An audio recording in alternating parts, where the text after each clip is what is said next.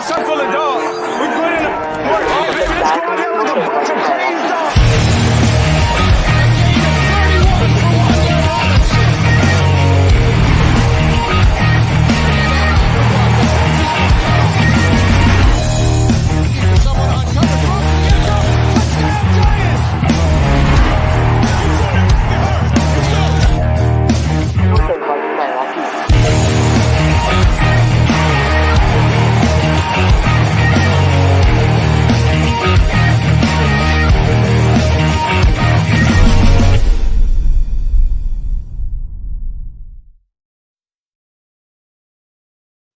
Bam! What's up, folks? I'm back, baby, and I'm feeling pretty good. I feel like I have not talked to you people in a couple months. So I'm glad to be back. Rush is back. We're here to talk Giants football. I had off for my anniversary, and then last week we took a week off. So I hope you guys missed us as much as we missed you. I see you guys piling in the room. What's going on? What's up? Peace. Always love to see Chris here with us, our resident fisherman. Let's bring in the Joker Man is hanging out with me, Shawnee B. The Truth was supposed to be with us, but I don't really know where he is.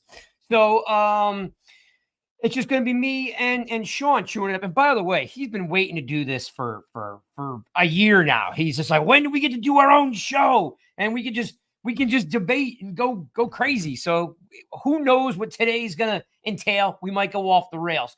Plenty to talk about. Again, good seeing you guys. Thanks for hanging out with us for the next hour. We're going to talk a little Giants football. We're going to talk about Jones, OTAs. We're going to talk about Waller.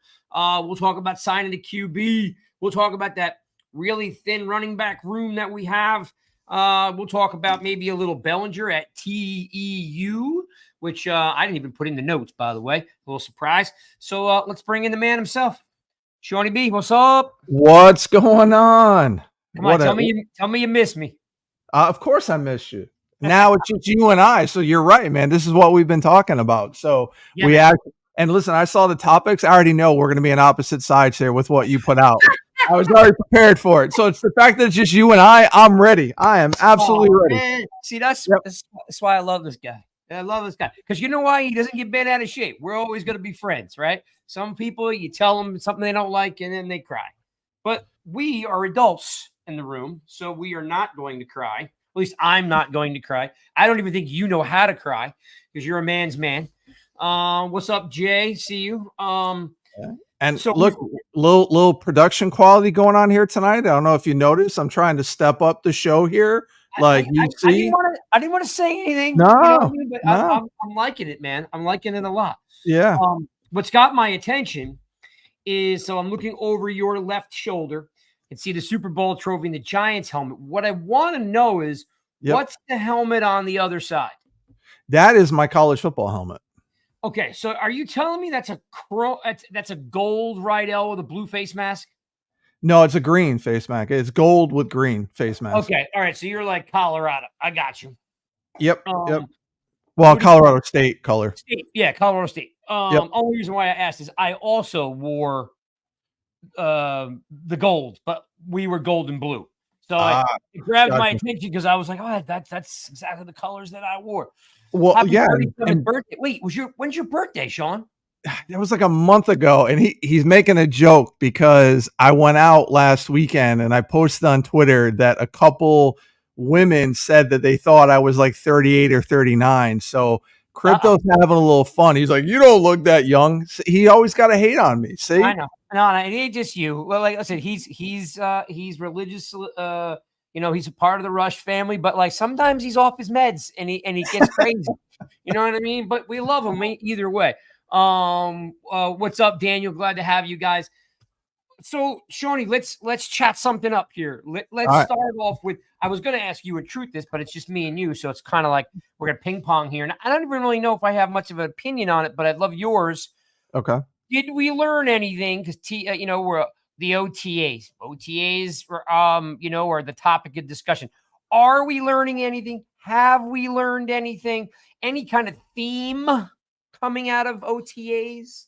You mean about the Giants or Giants fans with OTAs? Oh, no. We're not the Giants. No. The Giants fans are off the rails. We will talk about them in a second. The Giants. Let's stick to what we do this is what we do. Let's stick to that.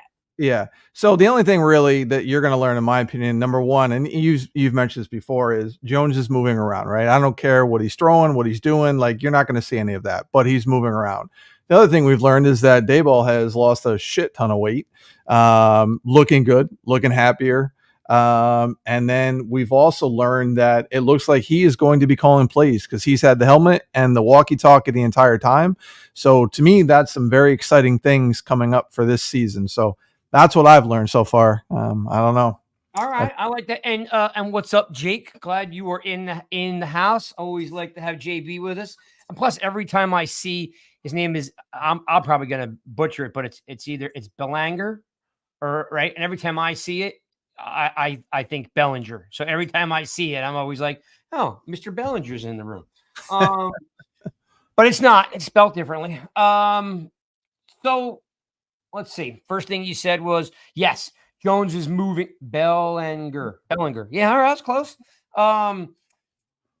Yes, Jones is moving around well. And as you and I have both been at it with these Twitter people, and I've actually what's up, Cold? I've been like laying back a little bit because these are the weeks where there's really not a lot to talk about, right? Except for, a handful of things. And one thing that most people are just off the rails about, or at least I've got 20 plus people on my timeline. And I just want to say, like, it makes, and I think while Cole makes fun of me for being an old head, I think he'll agree, like this panic, you know what I mean? This nonstop whining is just so pathetic. Like, literally count the days. He had surgery on November 22nd. Okay. He has been out of surgery for 6.5 months. Okay. They're not going to let this guy rip the ball down the field 10, 15 times a day on a surgically repaired knee. And by the way, what pops off the page, if you know what I mean? Exactly, Cole, they need to calm down. What pops off the page, and this is, and again, not saying I know anything about football. Let's just say that, because I know if I go too far, you guys will go crazy. But what I do notice is the first thing I thought of, Sean, was look at the lateral movement. And it wasn't just lateral movement. He looked quick. I mean, he moved, and the slide was great. I didn't care if he threw the ball dead in the ground. Right. I just knew that guy had surgery 6.5 months ago, and he looked good regardless. I do also know that at 6.5 months, they're not clearing him to dig in, slide up, and put all the weight on his knees, throwing 50-yard bombs to neighbors. Would you agree with that? I would agree with that. And here's what I would say about that play too. Like, what you don't know in OTAs is, because I know a little bit about football. I'll say more than you will right now. Okay. Yeah. I have no problem saying I know about football and a little bit about football. So here's what you notice. Number one, they were working on, you don't know what they're working on. They're working on progressions, right? His progressions in that drill that everybody was upset about, he went right to left, right? The person who was open was a running back, Devin Singletary, who, by the way, encouraging in that drill, if you watched, our 7th round draft pick, Darius Masso, was step for step with Singletary going up the sideline. When's the last time we've seen one of our linebackers be able to do that, right? So encouraging things there. Number 2 on that point is, how many times is a quarterback going to throw a 50-50 ball to a running back? That is a low percentage play. Yeah. So people are looking at somebody was open, but they weren't looking at who was open, taking that into account. And then the other thing people flipped out about, Craig, was they were looking at Tommy DeVito in the back, pointing things out. He literally was pointing out the progressions from right to left, so he understood what was going on. That's what the quarterbacks who aren't in the drill are doing. They're going, hey, look, 1, 2, and 3, right? That's exactly what happened. So again, for anybody that wants to learn a little bit more, that's what you need to pay attention to when those drills are going on. 100%. Like, it was the first thing that jumped off the page for me was, okay, you can easily see he's looking right, he's moving left, he's sliding left, he's throwing left. It's just it just makes sense. Like, if you know anything about playing quarterback at any level, even a peewee level, you know that all the velocity, all the power, all the accuracy comes from your lower body and opening up your hips. How do you open up your hips? You have to be able to, two-toe coming in. Tuno, Paisan. Look at this guy. Love it. Love it. I know. He's an OG, Tudo. So like, you have to be able to plant your foot. And listen, I will tell you firsthand, Sean, like, I've played probably much every position on the football field except for lineman and quarterback. But what I will tell you is I'm grooming a high school quarterback right now, right? Yep. I am doing a lot of work. I am bringing him to a quarterback trainer. I drove yesterday morning an hour and a half to the beach to go to Point Pleasant High School and train. Okay. Yep. And what's cool is that like for the first half, I was just walking the track, waiting for him to get to the second session. Second half, bang, I'm catching balls, old school, right? I'm catching balls and I'm watching and I'm learning. I've been doing this now since he was, in seventh grade, and he's going into his sophomore year. You learn a lot when you're have someone in your household, right? Yep. I mean, you can always look and watch. So, what I learned is that Jones seems to be fairly healthy and fairly comfortable moving from right to left and left to right. That's what I learned. I did, to your point, really appreciate the fact that Dave's did lose some weight. Because you know what that tells me? That he's taking his health serious, right? Yep. He's taking his outlook on the team serious, right? Like, hey, I want to be healthy. I don't want to have high blood pressure when I'm coaching this team. I want to enjoy the New York market. I want to, you know what I'm saying? Like not just because like the old school football guys and eat and sleep nothing but football, and a lot of those guys, they weren't healthy when they got older. So I'm happy to see him paying attention to his weight. He seems pretty happy with what they've done.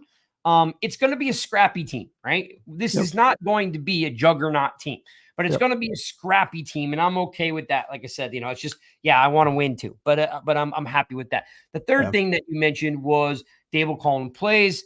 We understand about, like there's going to be some collaboration between him and Kafka. Of course, Kafka going to be implementing the offensive game plan during the week, but at the end of the day, the dot, whoever is wearing the dot, I guess Okereke is wearing the dot now that Wink is gone. Yep. So I'm assuming Okereke, it's probably, most of those guys, like I said, like Banks and, he's a second year, new fresh safety out of the box. I guess if it came down to it, it would be McFadden or Okereke wearing the dot. So I think that on the defensive side, and then on the offensive side, I think, it's going to be interesting to see what he does, right? Because you got a new defensive coordinator, and technically now you have a new offensive coordinator because Dave's is finally calling the plays. Yep.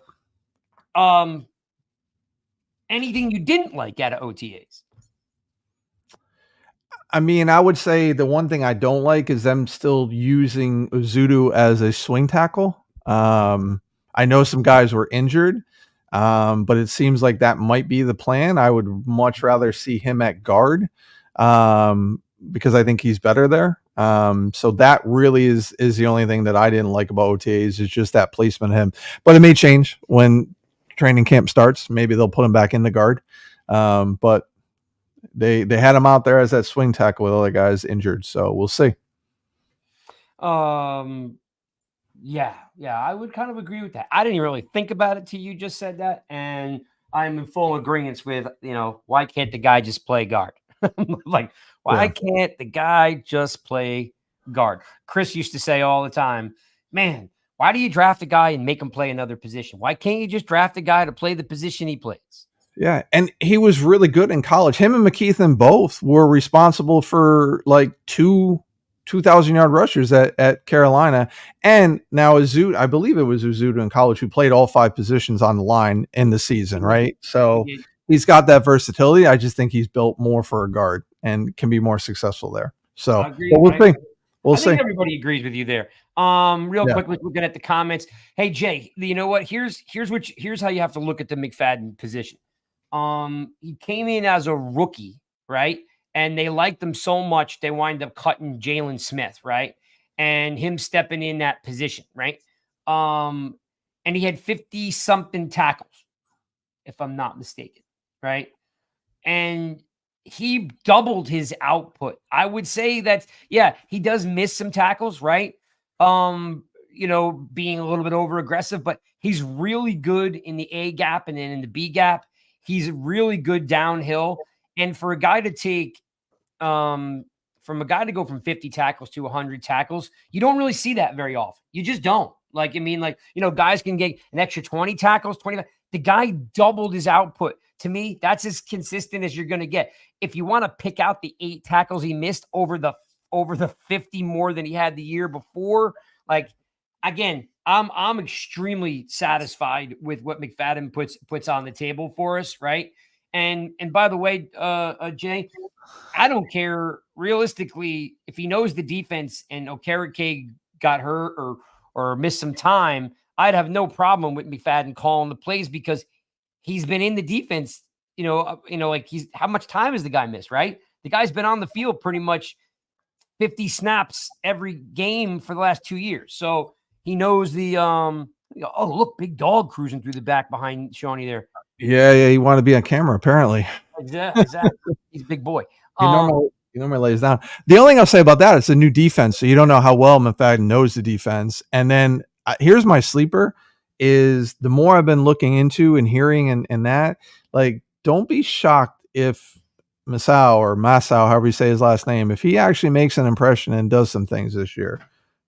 Because everybody's talking about how intelligent he is, his football IQ. He's an expert tackler and he's got good speed. So I think there'll be some nice competition finally again at that middle linebacker position. So he's the one I'm going to say keep an eye out for on the defense. What's up, Bill? What do you mean you're watching another stream, Bill? What are you doing to me? You're breaking my heart over here. Though you're making up with it with some beer money, so I can't really complain. Thank you, sir. Always appreciative of the donation. But when you're done with your other podcasts, come see ours or download us tomorrow on Spotify or Apple Pods or Stitcher or whatever your Outcast, whatever your platform is of choice. Yes, you're right. It is a new defense. I'm just experience wise. I'm saying, the guy has been on the field basically almost every snap for the last year and a half, 2 years. I'm completely content with it. There will be some competition there. And I don't even know I don't really know if he's more of an inside or an outside, right? I kind of feel like he's more of an outside. You know what I mean? Or McFadden? No, the draft pick. He's inside. He's an inside. I'm thinking because remember they brought back, what do you call it? Simmons, Coughlin, right? No, yeah, Simmons and Coughlin, right? But Simmons is more of that off ball, outside, good in space, right? Where McFadden's like, A gap, B gap between the guards and the center, right? It'd be interesting to see with how, what do you call it, works out because he can sack the quarterback too. You know what I mean? So I'll be curious to see if they use him more on the outside in some packages. Like, can you imagine they bring him in with Burns, with Thibodeau, right? Yeah. And kind of go on the NASCAR route. You know what I mean? Like getting some more faster rushers in there, Yeah. And I think also from what I read too is that Bowen plays a lot of the dime, so McFadden may not be on the field as much. It'll be Okereke and another corner in the box there. So that's at least on passing downs, which I don't have a problem with because again, we need better pass coverage with that. So that's something else to keep an eye on. Hey, let's give a plug out there for Bill. He's listening to Tom Grossi's charity stream. They hit $72,000 raising money for St. Jude's for kids. So if anyone's out there and Bill, if you throw a link or if you throw any info in the chat, Bill, we can always plug it. So there's definitely some money being raised. Of course, kids is a fantastic, charity to anything that's kid related, right? I mean, so if you got a couple bucks, you guys are kind enough to throw us some beer money, wouldn't hurt you to reach out to St. Jude's, help the kids out.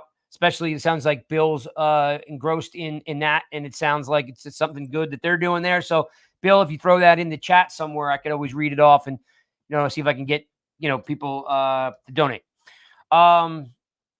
Yes. Anyway, back to linebackers. I'm just real big on continuity, right? I'm real big on continuity. We haven't had a linebacker continuity duo in a decade. So Yeah. for me, I would, even though they drafted what's his name to come in from UCLA and mix things up and create some competition, I almost don't see competition like from a 2 down standpoint, right? Right. Because of how good they worked together. Like Right. I know it's a new defense, but like Right. up to throw a kink in there and whoa, Jay's even stepping up. Look at what's going on. You guys are fantastic. Thank you. Thank you guys. Thanks, Jack. So, anyway, make a long story short is like because of the decade that's gone by where we've had crappy linebacker play or we haven't had two guys, I can't see maybe on third down, 100%. I could see, Right. them bringing in a guy, something different packages, but on first and second down, I can't see McFadden not being on the field or Carrick because they just worked so well together. Unless it's second and long, because listen, as much as Matt Fadden is, that's so if it's Yeah. second and long, you may see some packages come in. I like McFadden. I personally would like to see him on the outside and rush. I think that's what his strength is. I think he'd be really good about that. It's funny you say that because he's not an outside. He doesn't know. have the length, you know what I mean? And he doesn't have the long arms and the length. He's always been inside. At Indiana, 4 years starter on the inside. Yeah. He's very similar to like a Blake Martinez was, where he's got such a good first step that he can beat you in the A gap or the B gap, right? Right. So I don't think you'd be happy putting him on the outside. I just think you'd be disappointed. Where a guy like Simmons is long and lanky, he can run guys down on the perimeter. McFadden's more of a scraper. You know what I mean? Like horizontal. Yeah. But I think watching him a few times come off the edge and go after the quarterback. That's more what I'm saying. I think he could be really good at that. But again, that's my take, my opinion on him. Yeah. Either way, it's good to have good linebackers in the room. Absolutely. We got 4 of them now. Yeah, super excited about that whole that whole room, right? Yep. So let me ask you this. We chatted a little bit about OTAs, what we saw, what we thought. We touched on Dable calling the plays. We talked about Jones and how everybody on Twitter is off the rails because they don't understand football. Yep. Let me ask you about the big news that it's basically it's been a simmering, I would use the word simmering topic over the last 8 weeks. And it's evidently now it's come to a head. And I don't want to rant about it, but I'm just so over it. I'm like, it sounds foolish. We just sound like fools sitting around waiting for Darren Waller to make up his mind if he's going to come back and play. This is the New York Giants. And regardless of what people will say, it's a poverty franchise. Mara sucks. I don't care about any of these newcomers. They can leave anytime they want. Okay. The team is bigger than the player. Right. And I don't know what we're doing. I don't know if this is a game that they already know. Shane already knows he's gone. So they're just kind of stringing this out. But I'm over it, man. Like anyone who's contemplating not being there doesn't want to be there. Right. I mean, like they don't want to play. The only time you've ever seen that worked out was Strahan when he was on the beach with Eddie Murphy's ex-wife. And he's like, I'm not coming back. Coughlin's an idiot. And then, he comes back and has this, they go to the Super Bowl. Right. I mean, the whole stomp it out comes back and he gets, refreshed. I don't think that's the case here.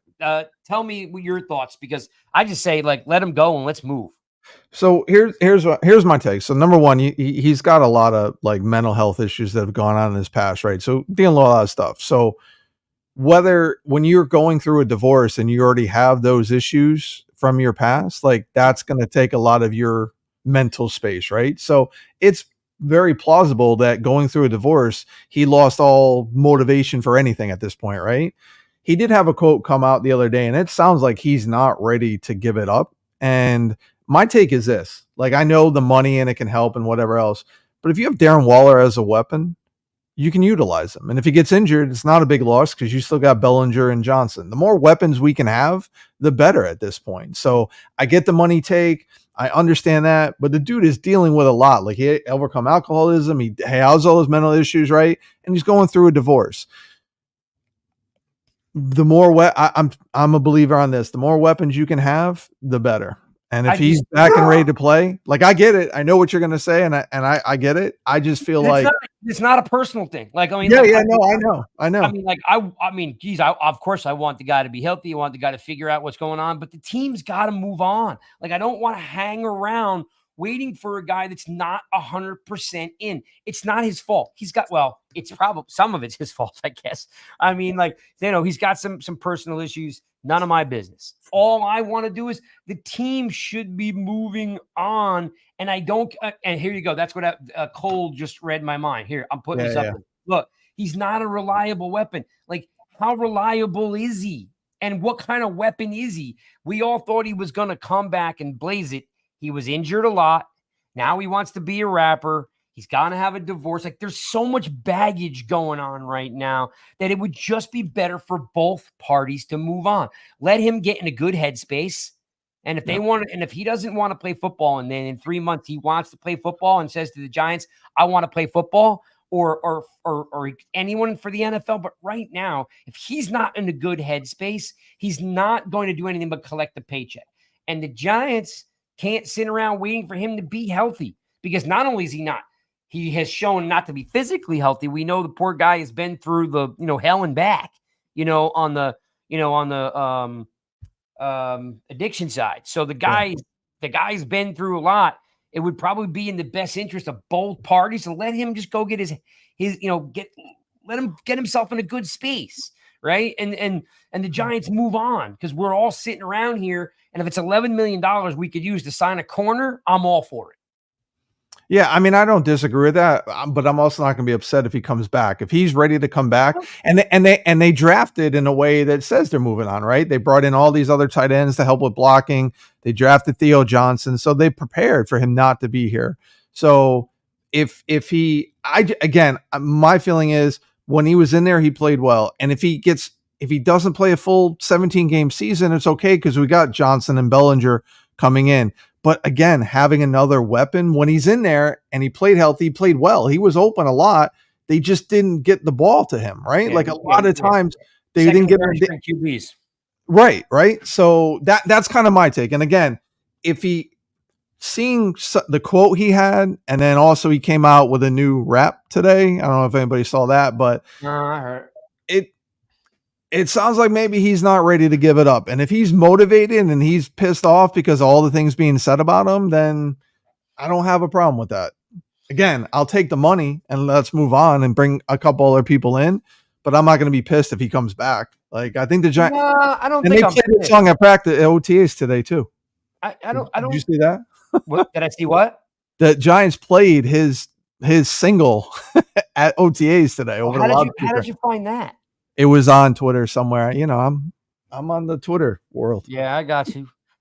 No, so I mean, yeah. So I don't know, man. If they're playing his single, like, to me that says they still think he's part of the team. And if he's done, he's done. But they're maneuvering in a way that they're not going to make him feel he's not welcome to come back. Because again, if he's healthy and he does well, and if Daboll's calling plays, man, that's a nice weapon to have, right? And you combine him with Neighbors. I mean, damn. I just don't know. You have to think, in the last 4 years, not 2, not 3. In the last 4 years, he's only completed 1 season. He's just never healthy. He's just never healthy. Now, can the guy ball out? Yes. Did we want him to this last year? Yes. Did he have some flashes? 100%. Was he playing with a second and third string quarterback? Yes. I just still feel like it just didn't work out. And I just don't know if it just doesn't feel right now. It just feels like I'm sticking a round peg in a square hole, because he's got a divorce hanging over his head. The poor guy's been through a ton of off-field issues that he's battled back from, right? He's made it all the way back. Now he's got this kind of blooming second career. And I'm not comparing him to Kadarius Toney. All I'm saying is that it seems that this game requires 100% attention when you're in it, right? And I'm just feeling like he just may need the time off. You know what I mean? And the Giants could be open arms if he decides in 3 months he wants to come back or whatever it is. But it just doesn't feel right now to hold the franchise up. It just doesn't feel right. Well, I mean, they must be in communication, and the Giants must be okay with it. But here's what I'll say: like the difference, in my opinion, between Waller and Tony is, like, the addictions, the mental health. This is his outlet, so this is helping. Like, he's doing it now, going through a tough time. So it's his release, it's his outlet to make sure he's ready. It's not a distraction. It's actually something that's going to benefit him more. The single was awful. The rap today was much better, much better. But I don't see it as the same because, again, this is his outlet. Like, you, with somebody with an addiction or mental health issues, you need an outlet. This is his outlet. It's not. And the other difference is Waller's a veteran who's produced in this league. Kadarius Toney was a rookie who hadn't done crap, right? And he's more worried about his rap game. I wasn't comparing. Yeah. Well, I know Calder put that out there, so I was just giving my take on that. Of what it's, to me, it's a huge difference for those reasons. What did Colt say? Take it easy on Wall for wanting a rap career, but burned up Tony. Yeah. I don't care what he does, right? Like second career, off season, whatever. I just want to know he wants to be here, and like then he's got a lot going on. So like I just feel like he probably needs some space and some time, right? To get in a right spot. He's a human being, right? Yeah. The team, we just can't hang on to this stuff. Like the team's got to get competitive. The team's got to get better. The team's got to get less baggage, right? And it just feels like our franchise is just mired by off-field issues. And I'm just like, look, I like Darren Waller. I was 1,000% jacked last year when they signed him, right? The poor guy played with a bunch of backup quarterbacks, bad hamstrings. He didn't play, he wasn't very healthy. He had a couple decent games. I honestly just don't see like how much upside there really is because we didn't see anything. Like we saw that he has some potential, but he looked slow when he caught the ball, right? Because he's been running on bad hamstrings, right? We haven't really seen the healthy guy, and no one has for 4 years. So I'm just, I don't know. Like I said, I'm just trying to move on. This is, like I said, it's the same thing with Jones, as Peace just brought it up. Like you just kind of get tired of guys being hurt all the time, or you get tired of having like, okay, we'll just live with it. Like I don't want to live with Jones. We're stuck with Jones for at least another year. I don't want to live with Waller. We don't have to, right? We got Bellinger. We just drafted Johnson, and we signed 2 other guys. Like I don't know. I just feel like it's just like, okay, the Giants are a charity case. I don't want to go down that road. If he needs to get healthy, which I'm 1,000% behind him going and taking 3 months off and coming back, right? Or whatever he needs to do, or take a year off and try to come back. But I just don't want the team held up. Like all these fans are trying to move forward, and this is holding us back. Well, he's going to make a decision this week, so it's not going to. I mean, he's not going to hold it up for much longer. And but today, if he comes back and he's not at 100%, he's holding us up. Yeah, potentially. I mean, I look at it this way. Last year he was really the number 1 target. In the receiving core. This year he doesn't have to be. So how much he's not going to get double teamed? They're not going to take it away. Like again, he's 3rd or 4th option potentially. Could be good. Yeah. Could be good. All right. Well, I think I'm not that we disagree. I'm just ready to move on a little faster than you probably are. Yeah, that's fine. I do believe if he's healthy, yeah, he's a great weapon, and I hope, And we were lacking weapons, right? And then he can be a red zone target and be those things. Like it just, I get it. I get what everybody's thinking, but I'm not so quick to get rid of weapons because he did a good job when he was there. But we're not planning on him having a full season, and it's okay if he doesn't play a full season because we have other guys who can step up. But if when he's in there and healthy at the right time, man, that could be deadly. So let me ask you this: a semi-healthy Waller, yep, or $11 million to go sign a corner. I mean, who's the corner that's out there that you're going to sign, right? Like, is there somebody who's going to come and make a difference compared to? We saw what Adoree did last year. Here, I don't want Adoree back if he's not going to tackle, if he's not going to give an effort. That's just wasting money right there. Well, we're hoping that it's a new defense, right? So we're Yeah, hoping but that you're going to hope for that when you don't know. And at least with Waller, he gave 100% when he was out there. He never took plays off. He never, no. right? Like, so that's what I'm saying. Like, so that $11 million and a guard, like we have a ton. Like, what guards are out there that are good that are signed it? We've signed a lot of free agent guards and tackles and everybody else and undrafted free agents. So who's the star person that's going to go to? If you name me the person that 11 million that's going to make a difference, then okay, I'm for it. It's not there yet, right? It's not. Stephon Gilmore's washed, Cold. He's washed. Yeah. He is. Yeah, I don't. Yeah, first of all, even if they signed Gilmore, I'm not giving him Waller's 11 million. But Right. here's the thing: the guy the Giants need hasn't been cut yet. Someone's getting cut, whether it's a guard that's getting paid too much money or it's a corner. Someone's getting cut in August, right? Someone's getting cut in late July. It's coming. It's just not here yet. And I'd rather have the money to do it because as I've said before, I tweeted it out today, and I'll still stand by it. The offensive line is better. It's not fixed. Okay. Like what you did was you're hoping that these two guys can come in and make a difference, Runyon and Luminor, which they probably can. Right. But let's just say what it is. Runyon is a little bit better than Bredesen. Right. He's not great in pass pro, but he's a pretty decent run blocker. Right. And he's young. He's graded better. He's graded higher in pass pro than he does in run block. And Illuminar has the proven who played under Brazillo. He actually did well in Las Vegas. Yes. So, I didn't know. No, both guys have done well. Right. My point is that let's take Illuminar. Like to me, I think maybe he's a little bit of a late bloomer. That's the word I'm looking for because he been in the league for a while and he could not start, got cut by a bunch of teams and found a home with the Raiders and had a really nice run there the last 2 years. I actually think Illuminar's best football is to come. Like I mentioned, like some guys are just late bloomers, right? I think he's going to come along nice, but he did play on a bad team and he did come, from two other teams that cut him. So I just don't think the line is there yet. And I'm not also saying there's some magic pill out there.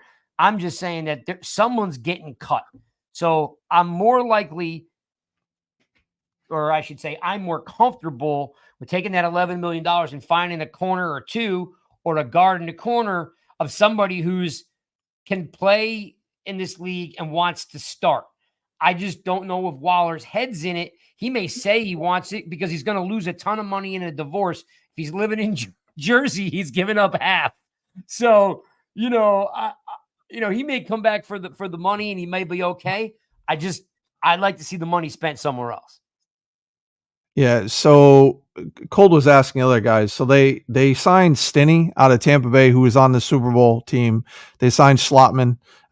So they signed guys that come in and battle and give competition. The undrafted free agents, Kubas out of North Dakota State, I think. And then they signed Nelson out of Detroit.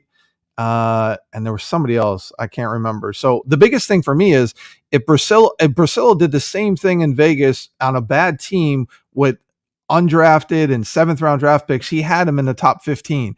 If he can come in and make this line top 20, top 25, that's at least 3 more wins right there because they went from 32nd to 20 or 20. Like that's a huge difference. So I think he's going to improve. And yeah, we don't know if it's fixed because they haven't played any games yet, but on paper, they have upgraded not only their starters, but they've upgraded the depth and the backups, and they absolutely have upgraded the O-line coach. No doubt. And I'm glad they signed. My biggest issue for the last, 5 years has been the lack of competition. They hand out positions and there's no competition. But I can't tell you that the guy they signed from Tampa and the guy they signed from where did come from? Minnesota, Schlotman. Yeah, where did he come from? Minnesota. That's right. So yes, they're I'm not calling them camp bodies, right? They're depth pieces, right? And they're going to come in, they're going to push McKeithen, and they're going to push Zudu, right? They're going to push those guys, right? And yes, I completely understand that teams don't cut good players, but we can, because Cold is saying that in the, I'll throw it up here. You're right. Yeah. There are two things that go on though, Cold. Remember, keep this in mind. Guys they draft a young cat, and they're like, you know what? Look, we're gonna release you, right? So you can catch on somewhere else. We're gonna start the rookie. Those things happen all the time. Where you draft a guy in the 4th round, he looks better than you think he's gonna start, and guys do get released, right? Because they've got a bunch of money that's gonna be owed, right? Some guys are coming back from injury. Like, I'll give you an example. And don't lose your mind. I'm not saying sign him, but the guy from Green Bay that smashes beers all the time. What's his name? Bakhtiari. Yeah. Bakhtiari, Like, I'm assuming he may never play again, or he may never be healthy again. I don't know.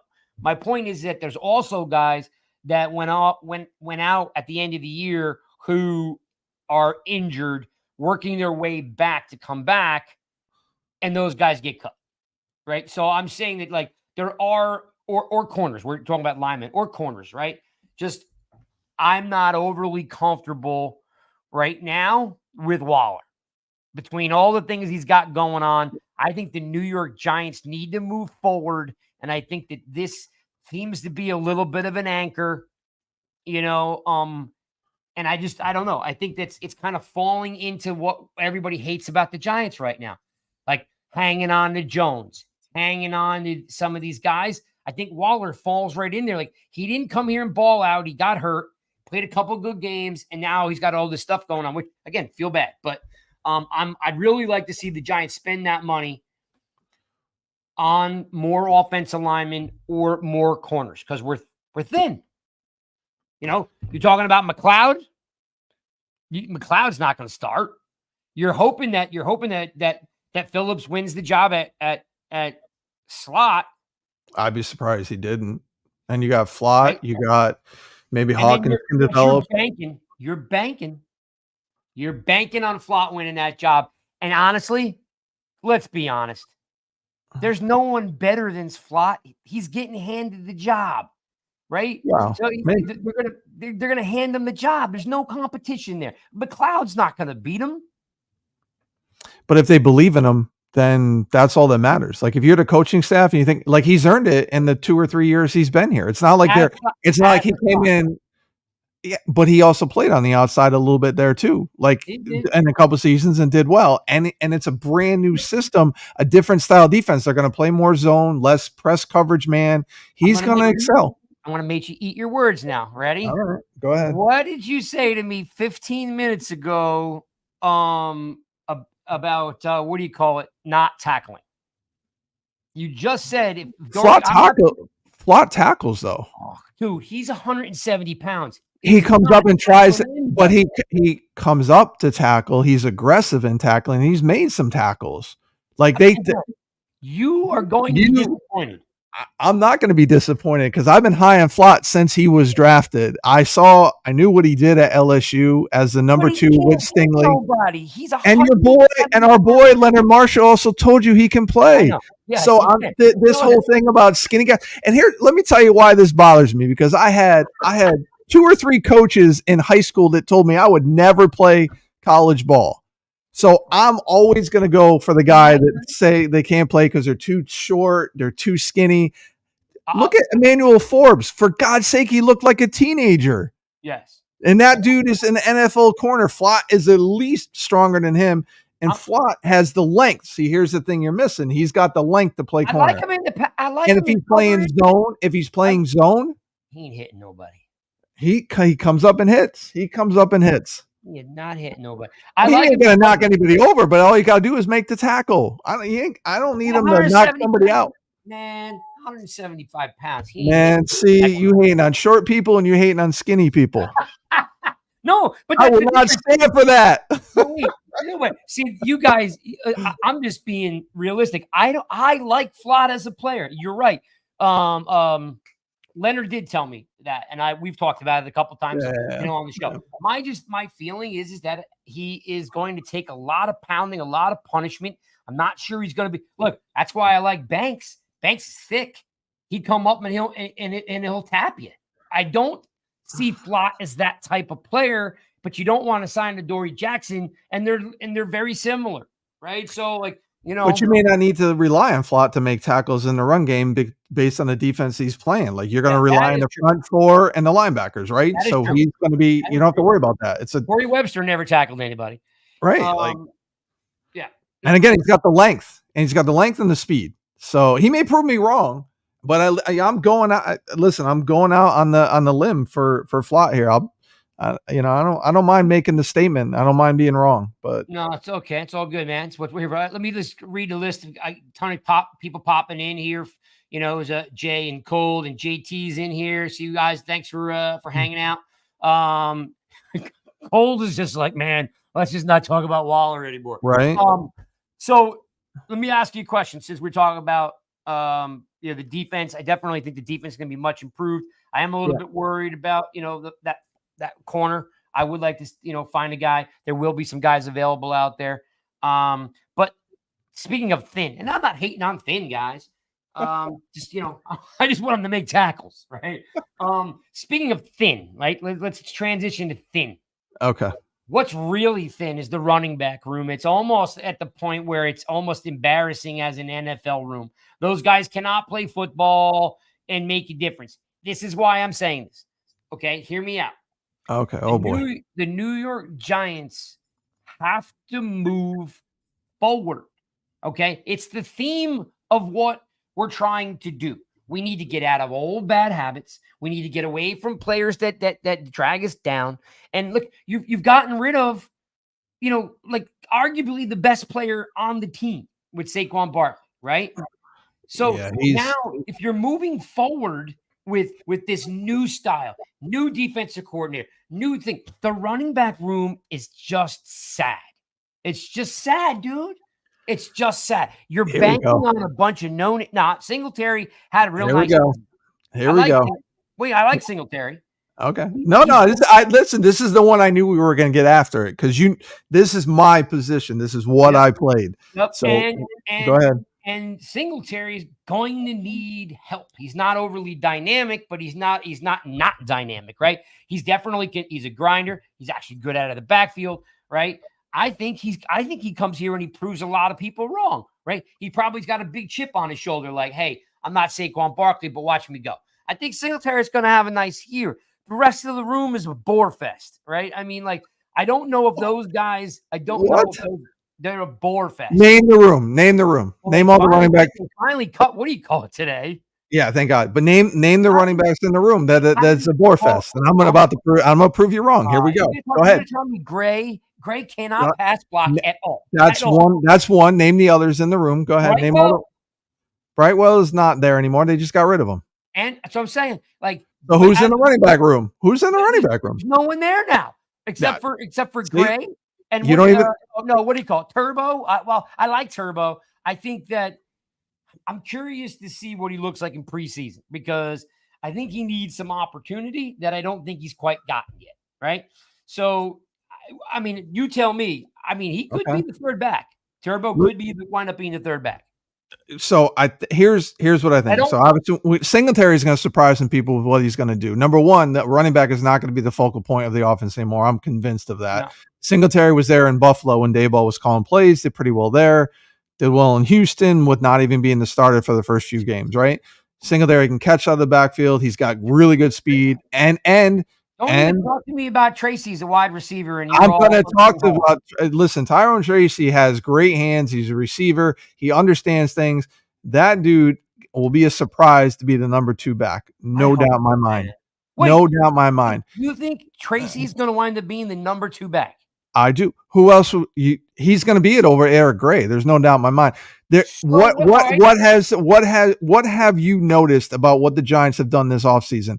They have added speed to all the positions, right? Yeah. Eric Gray probably will be like the short yardage back because he he can make moves, he can do things, but he didn't have that speed burst.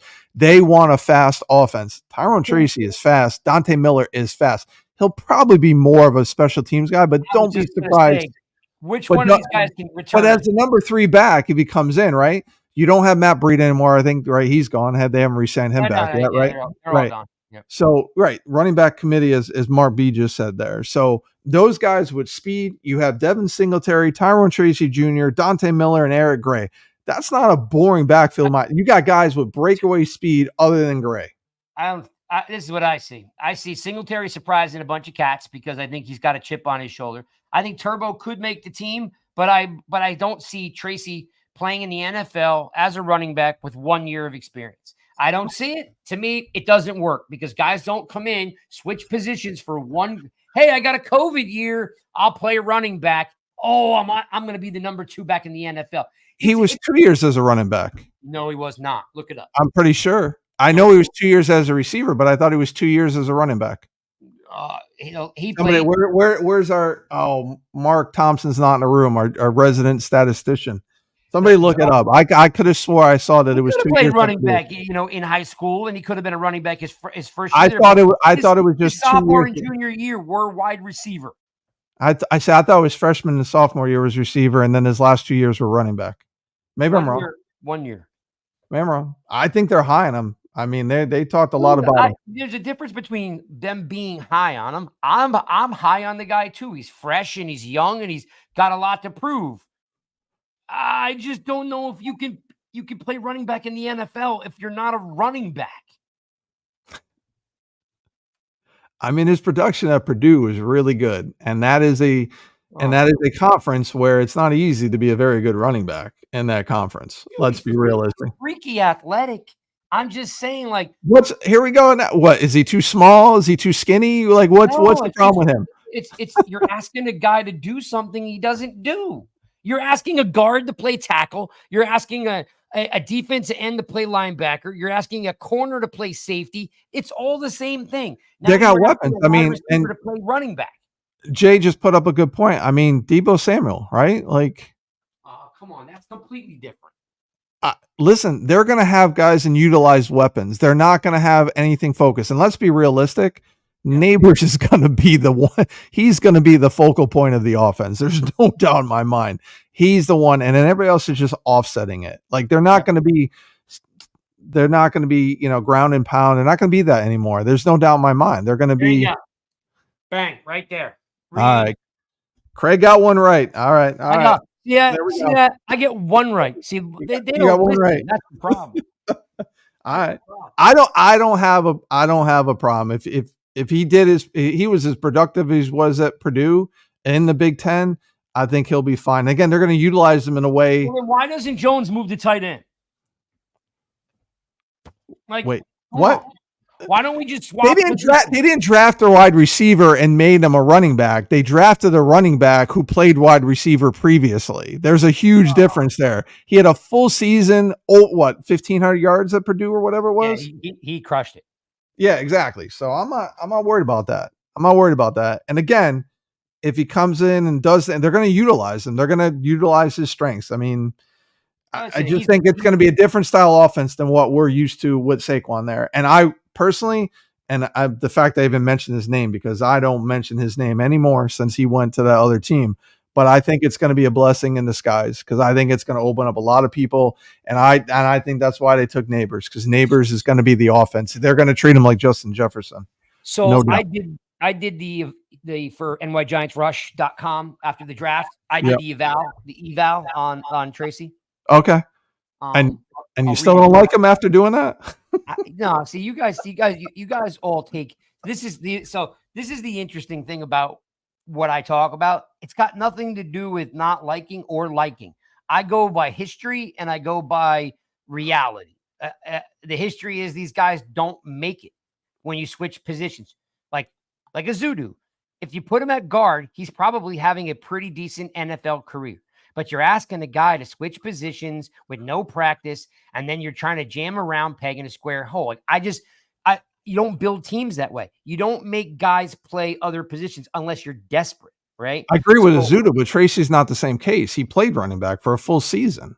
and it makes him, and it's going to make him a better running back because he's going to be able to catch the ball in the backfield. Remember, which is what they're going to utilize.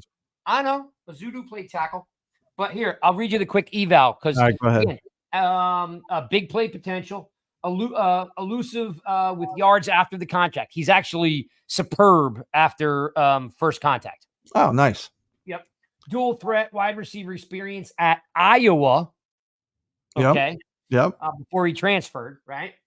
Because you have to remember, which a lot of people don't know, is that when he played wide receiver, he wasn't a wide receiver at Purdue. He was a wide receiver at Iowa, transferred to Purdue, and they made him a running back, which either it's evil genius or they just realized he was so athletic they needed to get him on the field, right? I'd love to get an interview with the Purdue coach, right? Well, JT Savoy just put up his comments there of why. He said the Purdue coach always saw him as a running back and said he was playing out of position as a wide receiver. Yeah. I do like the pick. I mean, like I said, I'm hoping he can pull it off. It's just a different animal. High end athleticism and versatility, solid frame, 5'11", 219 with deceptive speed. So and I had only done a little bit of film work on him, but I like him a lot. I think. See, you got a lot of people agreeing with me saying he's going to be the surprise, Craig. Yeah, but I'm not disagreeing with you. I'm saying that I don't like converting players. I'm hoping he crushes it, right? When we look at guys that get converted into other positions, you're like, whoa, why didn't you just draft a guy who played running back for 3 years, right? But the dude's super athletic. Like I said, I did the evaluate on him. I watched a couple of Purdue games. I think I watched, I don't know, Rutgers and something else. I forget what the other one was. And yeah, he can. I mean, he can definitely play. I was kind of hoping that, to your point, the running back by committee was they would, we talked about it a little bit last year, maybe bringing a fullback back, you know what I mean? And actually, running instead of the single back set, having two backs there, and actually allowing the running back to follow the whole, 6 playoff teams. We can kind of revisit this another time, but 6 playoff teams this year had fullbacks. 6, right? And, and nobody wants to kind of talk about that because it's too old school or something like that. But fullbacks are still a thing. It just turns out that fullbacks are wicked athletic right now, right? They're almost mini tight ends, right? They catch out of the backfield. They're good short yardage, and they're not afraid to go up inside the hole and pound someone. Yeah, definitely not the Charles Way type cold. That's what I was saying. Not the old school. Maybe the line Bellinger up in the backfield as a fullback. Well, I'll be curious. I mean, like I say, not that he's 219 pounds, but yeah, I thought they could maybe bring a fullback back, right? And then you can kind of alternate with Gray being like that, maybe the Ahmad Bradshaw, he gets maybe 5 carries a game, So I'm hoping that Tracy surprises the hell out of everybody, and Shane looks like a genius for taking him. I just really believe that they're not going to run the ball as much as they have when the former running back was here. I just have that feeling, and they're going to use guys. They'll use a Tracy on the jet sweep. They're going to throw more. Especially if Dayball's calling plays, it's going to look a lot different, and which again I think is good because now when you don't have that former running back, you can't stack the box. You can't have guys that close to the line of scrimmage because when they were, that's what made blitzing that much easier too, because they were already that much closer to the line of scrimmage, right? So now you got to play it honest. You have to do all this. So it should free up a lot more time, should free up things. Because again, you have 8 guys in the box and are all close to the line of scrimmage and you're bringing blitzes, you got no time. But now if you're bringing a corner blitz or somebody else, you're not as close to the line because you're not stacking the box against a run. So I think it's going to be, it's going to be a new look. And you look at who they draft and the type of guy, it was all about speed. They knew they weren't athletic enough and fast enough. No. And they got much faster on offense. Absolutely much faster. Look at Johnson. That dude's a freak athlete, they were a right? slow team. They were a slow team. Yeah, that was their focus. And they wanted guys that were going to stay healthy. They did that. And they wanted guys that got faster. They did that. So I'm looking for something that Cole just mentioned. I mean, like I said, there's 6 teams that went to the playoffs this year, Cole, that had fullbacks. 6. It hasn't been like that in a long time. So, I'm trying to think, Tampa and Green Bay are the 2 that jump out at me. I'm trying to think who that. I know you're right. They're yes, of course. Create the narrative. Yes. I can't remember who last team to win a Super Bowl. I'm trying to think if Kansas City had a fullback or not. No, I don't think so. Um, If they have one on the roster, he didn't play much in the backfield. No, because they. Yeah, They have Steele as the Kansas City fullback, but they don't really use him that much. Yeah. So, all right, let's keep moving since we're kind of pressing on time. Yeah. Good stuff though. Yeah. 100%. I mean, man, I'm and you know what, to put a bow on it, like again, always remember, I'm never dissatisfied with they are. I'm rooting for all these guys, right? Yeah. I just don't like when they I don't like when they swim upstream. I got to take Cole's comment off here. Because I know I was right. Like, it would be super cool for some of these guys. Like, I think someone earlier or late last week was saying about how bad Shane is at drafting in the middle of the rounds. And I'm like, you crazy. Like, he owns 4, 5, and 6. Yeah. like he literally like those are the best picks he's had is 4, 5, and 6. And his 2 third-round picks the last 2 years, Jalen Hyatt and Drew Phillips. That's pretty good in the 3rd round. That's a middle pick. Like right? I don't really have a big issue. The biggest thing that you can debate on with Shane is, and he did it with Neighbors, which is super cool. The 49ers, they have a fullback. Ravens, what do you call it? Are we drafting enough stars, right? Because you don't really win Super Bowls or you don't go to multi-playoffs if you have a bunch of B-level players. So if he's winning with 4, 5, and 6, do you have the right mix of players to win those big games, right? Like, so Neighbors has the potential to be a superstar, right? Yep. Like, as good as Phillips is going to be, I doubt he's going to be a superstar. I mean, he's playing the slot receiver, right? So I think Newton has the potential to be a star as well in the safety position. Yeah, I mean, I don't know how sexy or superstar safeties are. There's a couple of them that are considered superstars, but I would hope that these guys pan out. But I think at some point they're going to have more superstars, right? Because go ahead.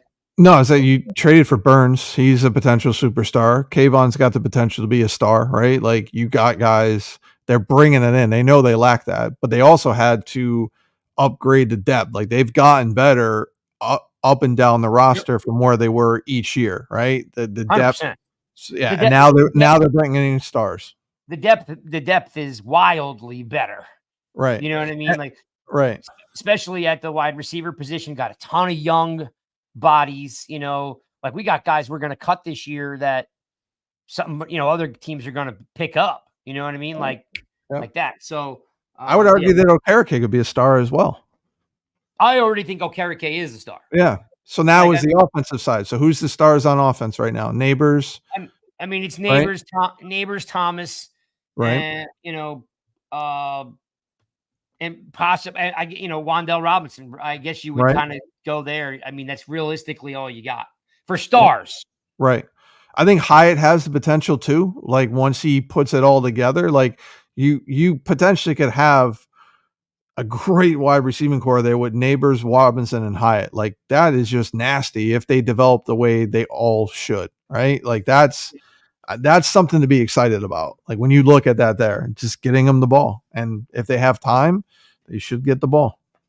Yeah, the offense is definitely, we've talked about, like, who's scoring touchdowns for this team. You're definitely going to have to move the ball around a lot of different guys, and you're going to have to, like, have a quick up-tempoed offense, right? You're not going to sit back there and sling it, to Waddle, you know what I mean? Or Tyreek Hill or, whoever it may be, Chase, right? You're kind of more slashy, right? Guys got Hodgins is back. I think Hodgins basically could take some of those snaps if Waller's not here, right? He could take some of those. He's a big body. Yep.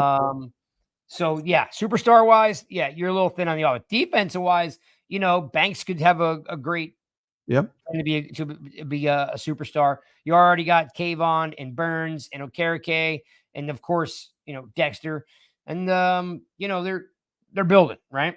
They're definitely building. So, but I did want to ask you about Bellinger. Yep. If you had a chance to peek on Bellinger today, some stuff out there on social media. He's at tight end U. I mean, the dude's jacked. You know what I mean? And he looks pretty. I don't want to say elusive, but he runs a pretty good stick route for a 250-pound, 260-pound guy. Yeah. So I'd like to see him use Bellinger a little bit more. And again, he's not like that. I don't know how you want to describe Waller. Like they're definitely different types of talent, but I think Bellinger could definitely be utilized more. Yeah, I agree. I mean, you look what he did his rookie year, and up until the eye injury, he was on pace to do some really good things. So he flashed potential last year. They kept him in the block more than anything else because they had Waller. So this year, if they let him loose, I think he can do some things. And if he's gotten bigger, that'll only help him too, right? If he put on more muscle and he's got his speed and elusiveness, I think he can do some things. And listen, if Waller doesn't come back, John, I really like Theo Johnson. I was very high on him after the combine, before the combine.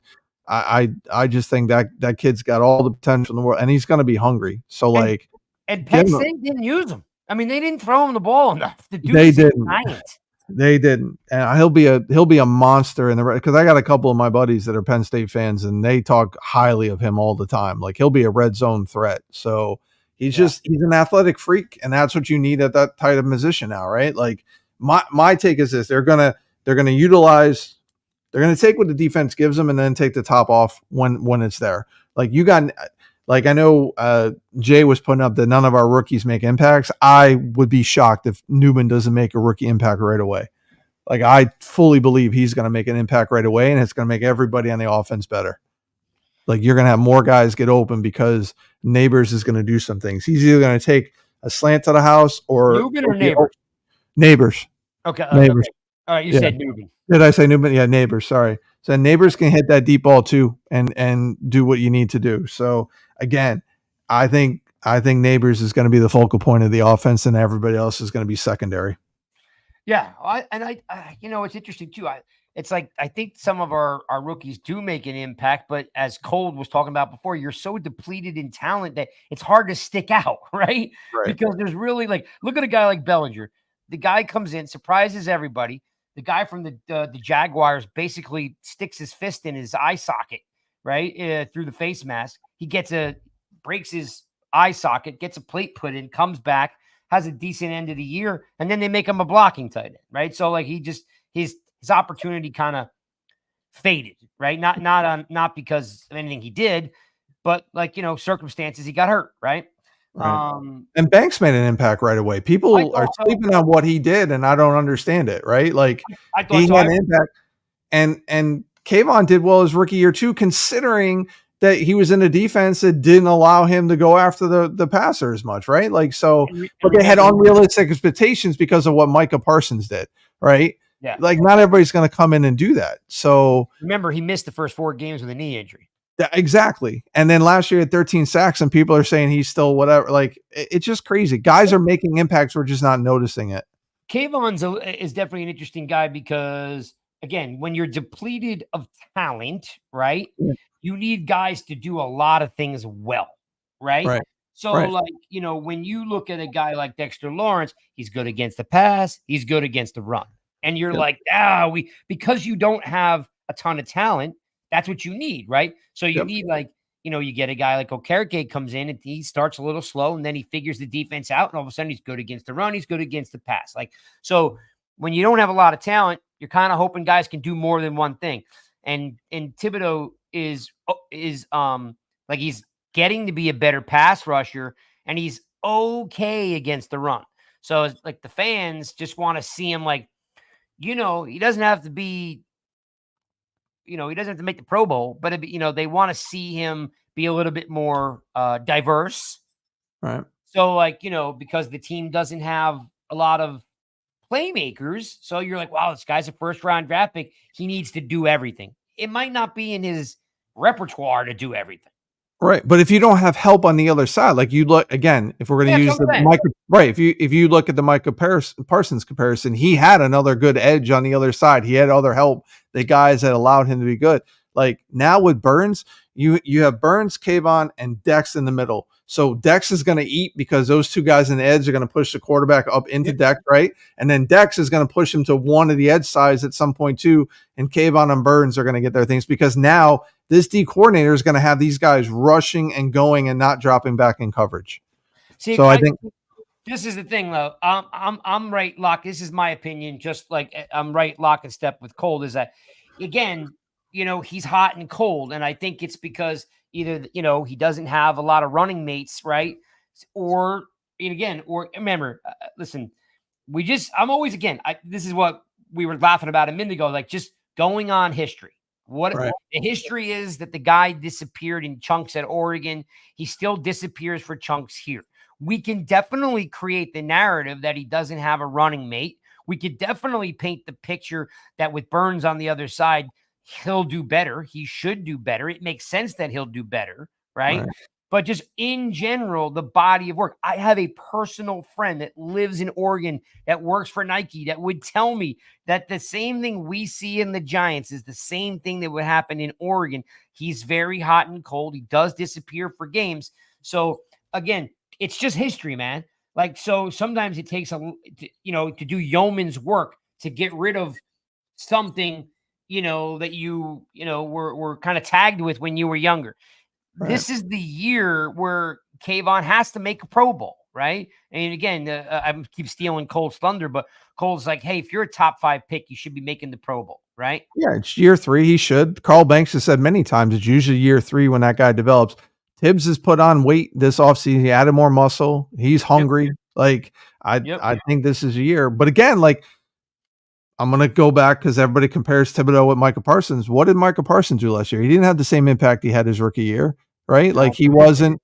They're different players. They're not even the same. I get it, but the concept remains the same. He came in and dominated his rookie year. Last year wasn't as you could say the same thing a little bit, right? No, but remember, that's after having 3 years of success and then, a little bit banged up, not the same D-line, not the same team. Like, Parsons came in, played the run in the pass better than anybody, as a rookie. I agree. I'm just saying he didn't have he went a little quiet last year. And again, I will put out the number. You had Jihad Ward as your opposite end, right? Yeah. And Aziz was hurt all the time. And then you had Boogie Basham and Jihad Ward as your opposite ends. And again, with a defensive coordinator who didn't have you going after the quarterback that much or wasn't as aggressive going towards it. Like Bowen, that's going to change. Right. And then I'm going to backtrack because now we're talking about Bowen, like Bowen had cornerbacks in his system that weren't household names that did well.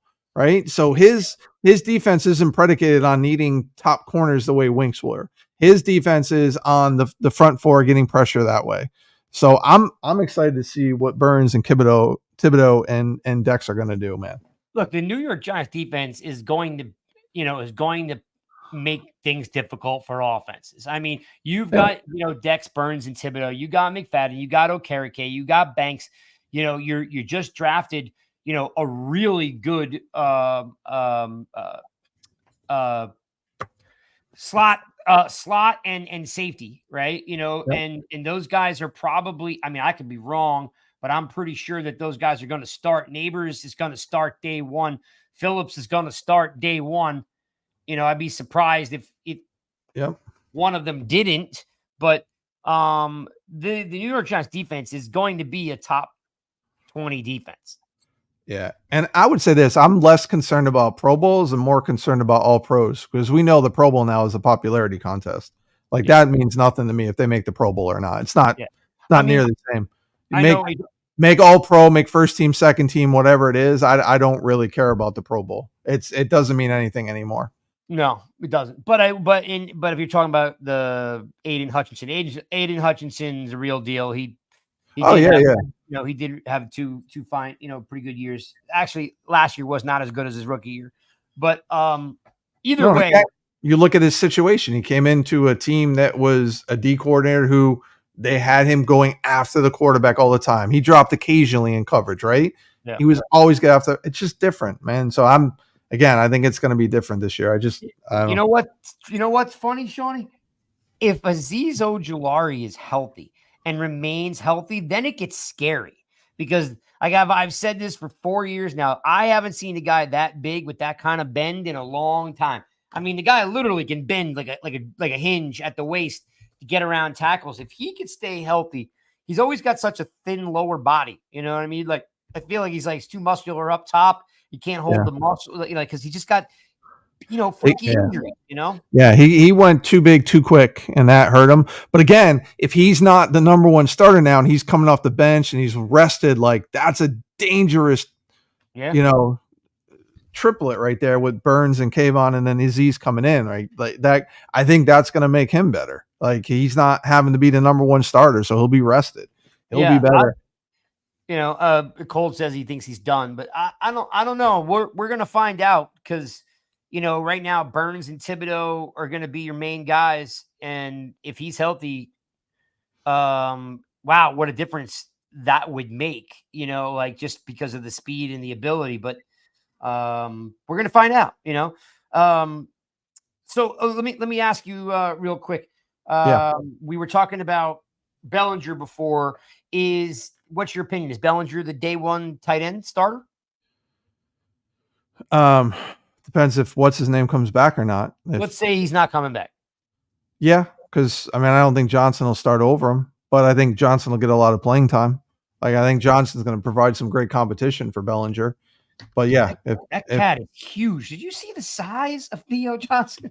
Yeah, you saw the picture with the rookies, and I put it up there. Like that dude monstered over everybody else in that rookie class. He's like a full head. Yeah, bigger than everyone else. Like I don't know. I mean, like I have to look up his his stat line, but he's got to be 6'5".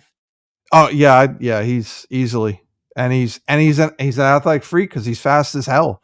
Like he ran sick hands. It just Penn State. I don't know what they were thinking or what they were doing. Like I'm a Big Ten guy, right? So I mean, I was very familiar. Oh, Cole says he thinks he's 6'7". Yeah, like I kept thinking, why don't they throw this cat the ball? All I know is and I don't like Penn. I'm not a Penn State fan. I always root against him. I didn't like him back when Joe Pa was the coach either, but he was I was pulling. I really wanted them to draft Theo Johnson. Like that was the guy that I want him. So getting him in the 4th round, holy cow! Like that's exciting. When Spartan and Truth do the draft show, I only do the tight ends. Like that's always my jam. Is knowing the tight ends because a lot of them come out of the Big Ten. It used to be where Miami was tight end U, and then it became Iowa, and a couple of these other schools now are pumping out Cincinnati, right? They're pumping out great tight ends, and I can remember literally when I did the review being like, "Look, Theo Johnson could be the best tight end,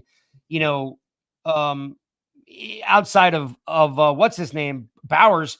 He could be the second best tight end on the board, but he doesn't have the body of work. They don't throw him the ball enough, but everything about that dude is scary. He's just, 6'6", 260. I mean, like, holy smoke. And he can run. I mean, he's not slower and he's not tight in the hips. He moves. Yeah, it's crazy because I did the receivers. I also did the safeties, and there was no way in my mind that Newman, he was clearly the best safety in the draft, but I was like, there's no way he's going to last and to the Giants to get him in the 2nd round. And then they got him in the 2nd round. I was like, you got to be kidding me.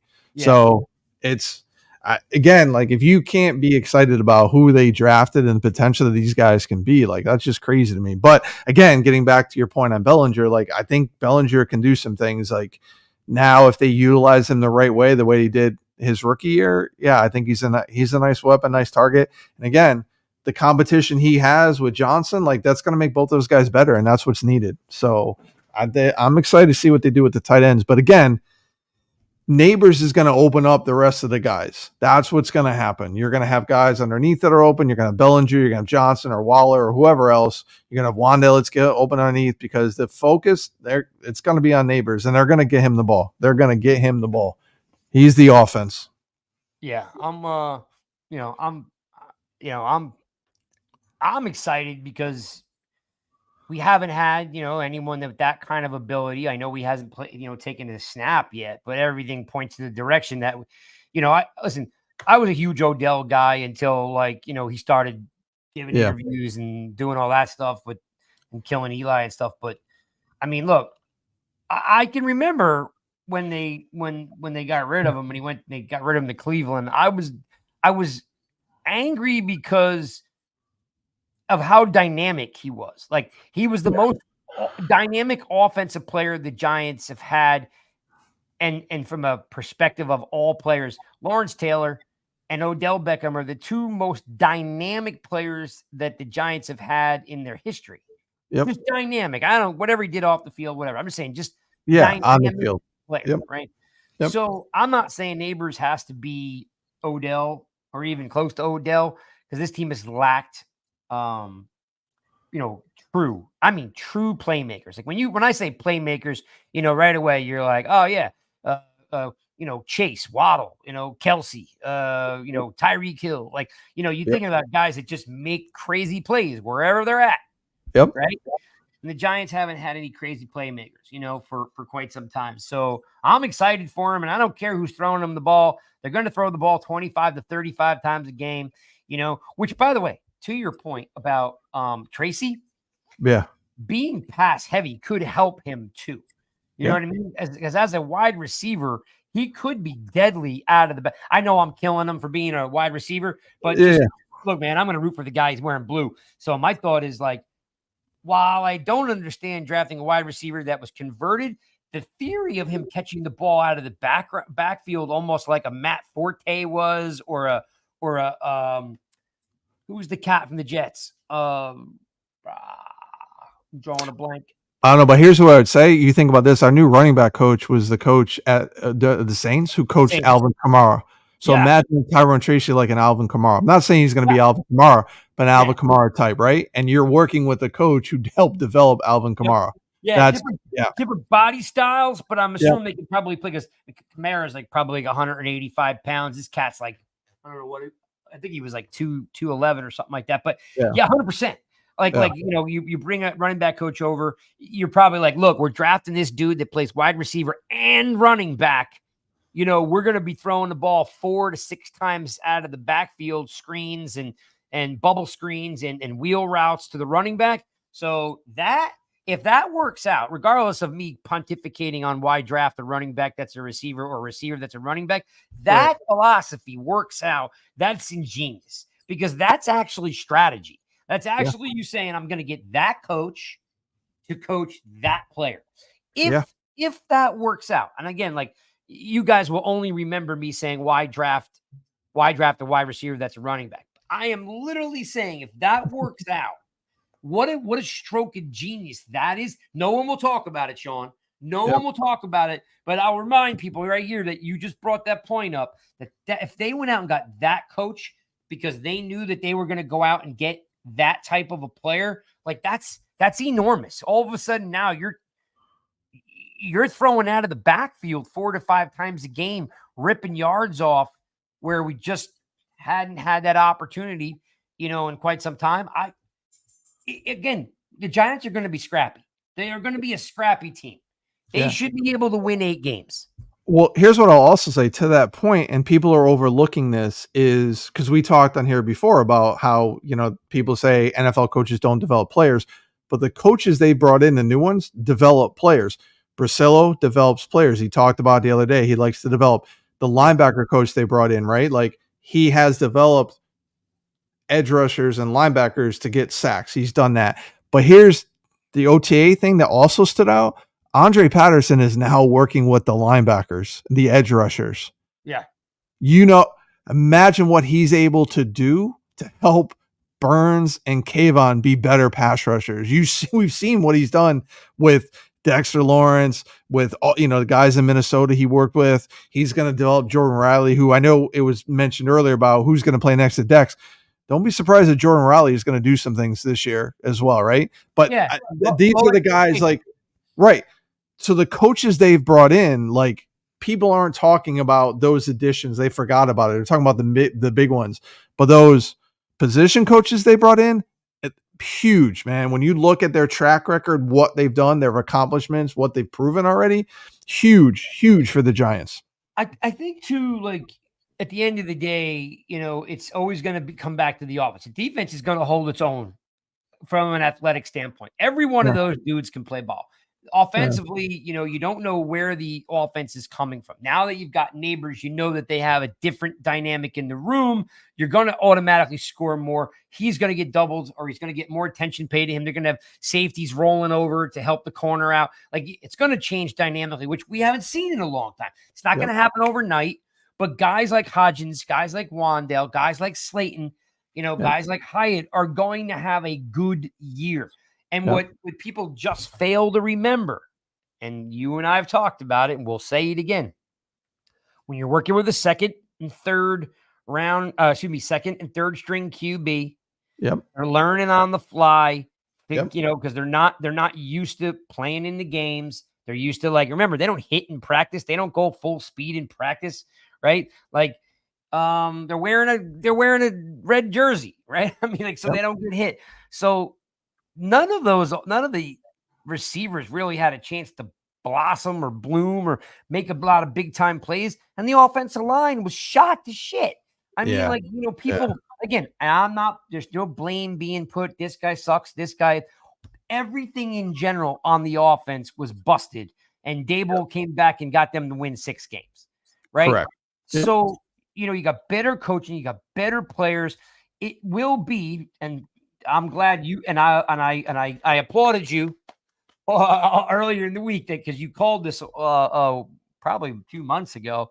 Is if Dable is calling the plays and he's getting the plays on the field that he wants, there's enough talent at least to get these guys moving. At 8 wins next year, if you win 8 games this year, the Giants will have to figure out what they're gonna do at the quarterback position, right? And then that's where you go from 8 wins to 12 wins, right? Because you're going to, Wandale, be in year 3, Hyatt in year 2, right? Or is Wandale be in 4 next year, right? So these guys are going to start, they're going to start cooking, right? Because they've now got a downfield threat who catches the ball. Like those things that nobody wanted because they didn't want to kick the can down the road. Well, that's gone. So being positive about the New York Giants, they're going to go out and they're going to win. I think they're going to win 8 games. I think they're going to win 8 games if I had, and I think that they're going to be a much better team. They're going to be more dynamic. It's all going to be, can Dable get the play he wants on the field? They'll make those guys win. Those matchups that he's looking for with this Buffalo / Miami type of offense, will it work? This is the year you find out. Dable's not getting fired. No. Not when you win coach of the year and then your quarterback blows his ACL.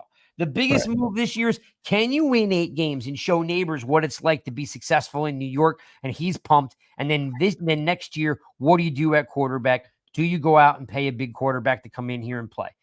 Unless Jones goes out and throws for 4,000 yards and 30 touchdowns. Like, I can't see the guy staying around, but it's going to hinge on that. Because again, we don't have a lot of offensive stars. What's Dable going to get out of him? Well, here's 2 things. When you think about the Dallas opening game last year, people forget that they went down the field and drove on that Dallas defense, right? First defense, first series, boom. First series, boom. And then Andrew Thomas got hurt on that first series, and everything went to shit, right? The other thing I'm going to say, when you look, people have always said Jones does well against crappy teams, right? Well, Minnesota, bad defense. Well, why does he do better against the teams? Because he had time to throw, right? Those bad defenses, their pressure, the rush, those things weren't good, right? If he's got more time, who's to say he can't look good against better teams because he has more time to throw? I'm not saying he will. I'm just saying it's something to look at. Logically speaking, if he's good against bad teams, it's because those bad teams aren't giving pressure to our line can block, right? If Brazil, again, can just get these guys to top 20 or top 25 from historically worst O-line in the history of the game, right? That's a huge difference. And Jones may suck it up. He may suck. He may. And on record saying I wanted them to move on this year. But if he's got time to throw and he's got weapons, I think they're going to get. I'm right with you. I think 8 or 9 wins. Looking at the schedule, I thought 8 or 9 wins. And I don't think, again, like I told you, I harp on the same thing. I just go on history, right? You know, like you win 8, 9 games, you really can't afford to pay a quarterback that kind of money. You know what I mean? Like you're just, you know, like you really don't. You need some flexibility somewhere. I mean, like the opportunity for him is small. Maybe he plays loose, right? And maybe something happens, but we just, I think mentally most fans are ready to move on. But because he's here, we're going to root for him and we want him to do well, because guess what? We want Neighbors to do well, and we want Wandell to do well, and we want Bellinger to do well, and we want Theo Johnson to do well, and Slayton and Hodgins and blah blah blah. Like we want all those guys to do well. At some point, they'll have to make a decision. Like, okay, we just won 8 games. You know, we missed the wild card, or we lost the wild card. Right? Next year is your year. That's when like that's it. So, you know, do you go out and get Josh Allen? Do you go out there and get somebody? Because at some point, Daniel Jones isn't winning you. And I shouldn't say at some point. As much as like I'm not killing Daniel Jones is not winning a Super Bowl here. He just doesn't have that type of ceiling. I mean, it's just not there. Like he's injured too much. Yeah, he doesn't have the killer instinct either, unless he gets it back. By the way, if I said he should grow the beard. He's starting to grow a beard. He needs to keep it on, because I think bearded Daniel Jones will be a much different Daniel Jones than non-bearded. That is so funny. I saw a picture of him with the beard. I was like, yo, look at Dimes with the beard. I was like, you know what? He looks grown up. Yeah, he looks like somebody who won't like be a cauliflower out there, or a wilted willow tree or whatever. Like he needs to be better. He needs to step it up. He needs to be the leader on the offense. But I think Neighbors is he's the alpha, he's the dog that this offense is needed, and he's not gonna take mediocrity well. He's going to be like, give me the damn ball, but he's going to do it in a positive way. Like, I'm convinced of that. And I think that's what this offense is needed. Like, there were no dogs on this offense. Everybody's nice and happy and friendly and hunky-dory and kumbaya, everything. Like, we didn't have that killer instinct. Neighbors has that killer instinct. That dude wants to win. He wants the ball. So give me that all day long. Yeah, man. No doubt. No doubt. I mean, like I said, I think the team is headed in the right directions. We'll have plenty of things to talk about as we get into mini camp and training camp. Paul Dottino is going to be coming on in a couple weeks with us. He's been covering some baseball, and we're going to get Paul back on. I'm working on some interviews. McFadden said he was going to hook me up with Jason Pinnock and Okereke, but these guys are busy. So, it's like, I try not to put too much pressure on these guys. Kudos for all you guys that got out and went to the Dexter Lawrence softball game with LPG. I saw Spartan Mike's dad won a pretty cool plaque from LPG. That was cool. So appreciate you guys, continue to support the franchise and what we're doing. Lastly, before I let you go, is in a couple weeks, Sean. Oh, I will be doing an unboxing. Oh.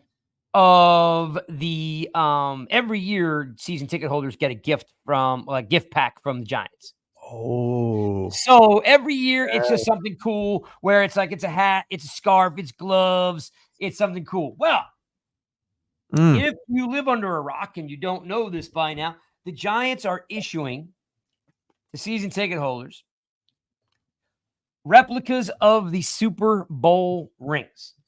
Nice. I will be getting some type of, usually comes in the first week of August. We will make sure we do an unveiling. I will not open it. I will open it on the show, crack that puppy open, and bust out some rings. So nice. I am excited for that. So I hope you guys will tune in for that. Remember, guys, there's like, I don't know, 10,000 of you, 11,000 of you guys that follow me. And there's another guys who follow all the team, right? No, come on, Cold. I want to share it with you guys. I'm going to share it with you. I'm not rubbing it in your face. I'm sharing it with you guys. Cold just says I was rubbing it in your face. I saw. I'm just sharing the love, baby, sharing it. Guys, do me a favor if you can. You guys are always really, really good to me and the Rush team. Subscribe to the YouTube channel. Tell your friends. There's only like 1,200 of you that, I've got alone. There's going to be 500 people watch this podcast between today and Friday, right? But I need you guys to subscribe, right? Not only does it keep you in the loop of what we're doing, but it helps us out on the us side to do some stuff. So if you haven't subscribed, tell your boys to subscribe. Hit them up with an email. Be like, yo, dude, just do me a favor and subscribe. You're a big Giants fan.